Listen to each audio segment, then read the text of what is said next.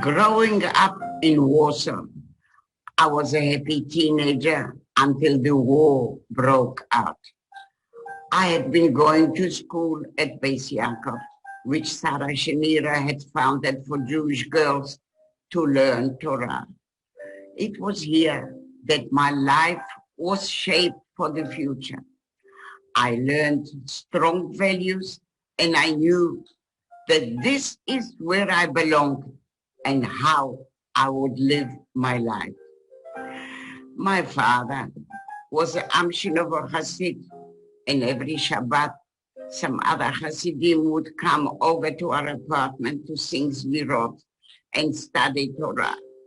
Even after we were herded into the ghetto with very little food and cramped into a tiny room, my father would find strangers in the street to bring home to study Torah. There was overcrowding and disease such as typhus, and my mother would urge him to be careful of people carrying disease into our home. But he persisted and continued study Torah day and night until we were forced to hide underground. Today, I stand here before you a survivor of the horrors of the Warsaw Ghetto, the gas chambers of Majdanek, the depravity of Auschwitz, and the utter hopelessness of Bergen-Belsen. 75 years later, I stand before you to tell the world that we are here stronger than ever. We, the survivors, emerged from concentration camps, starved, tortured, traumatized, homeless, stateless, broken in body and hopeless in soul. What were we to do? The only thing left to do was to pick up the pieces and move on. And for many years, that meant denial of our painful past. I never spoke of my experiences.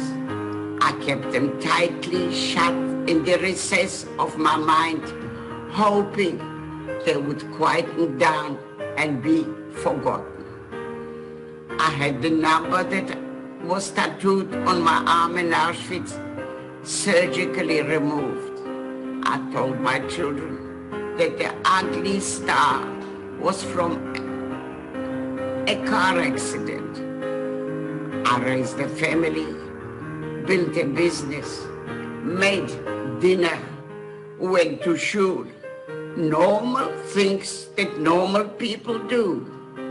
And I tried to forget.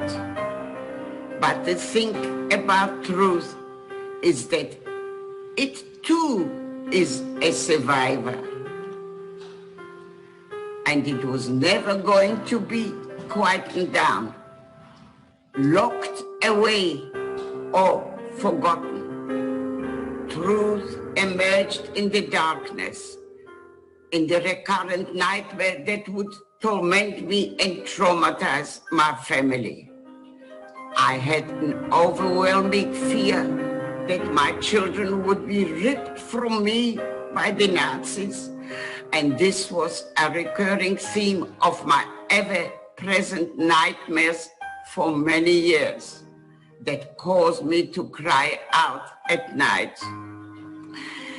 There is a task that I hand to all of you, the children of the future, to attest to the evil that man had done and continues to do, and to bear testimony to the fact that I, a survivor, have triumphed.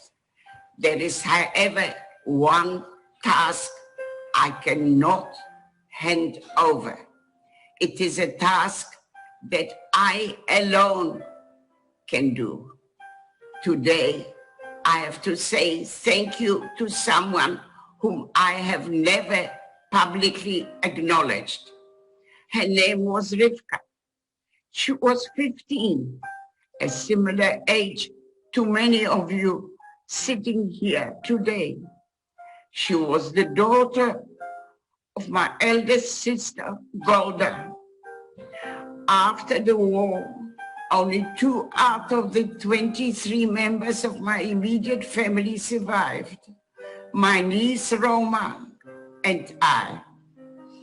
Roma's father, my brother-in-law, had escaped from Poland during the war and had made his way to Palestine. After my liberation from Bergen-Belsen, the only way for me to legally enter Palestine was to assume the identity of his daughter Rivka, who had perished in Treblinka. And so, on all official documentation, I became Rivka and remain so to this day. The Nazis made sure that nothing remained of Rivka. No childhood room, no precious trinkets, not even a grave. The only thing left was her name, and that she gave to me.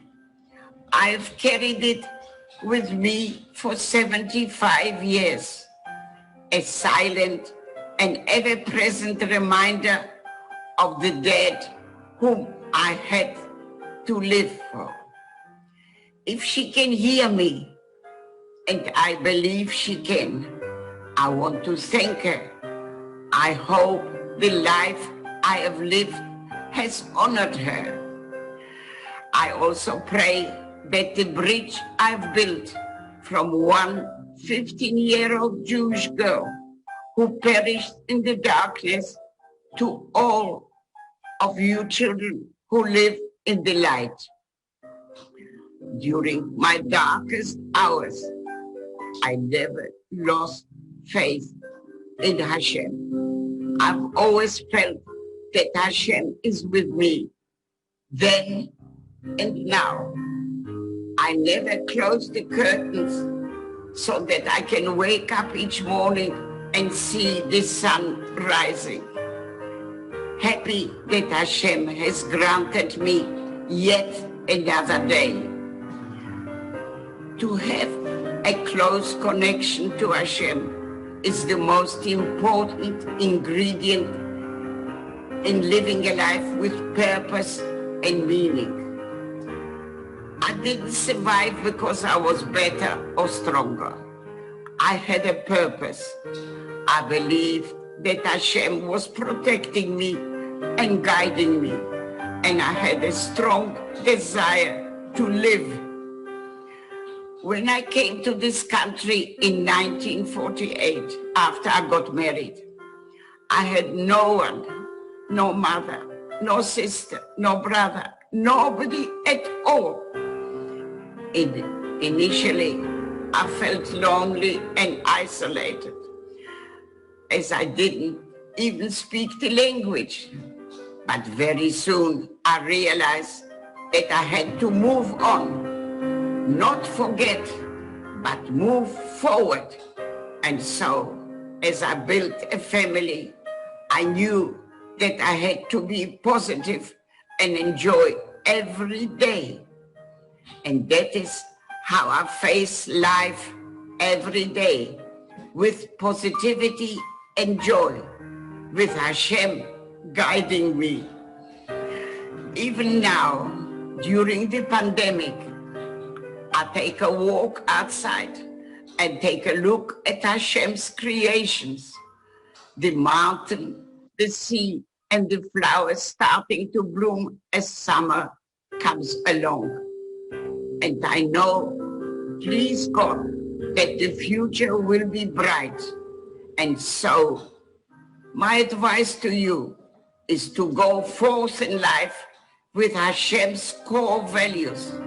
Be strong and resilient. Face the future with a positive attitude. Work hard, believe in yourself, and I promise you that Hashem will fulfill all your dreams just as he did mine.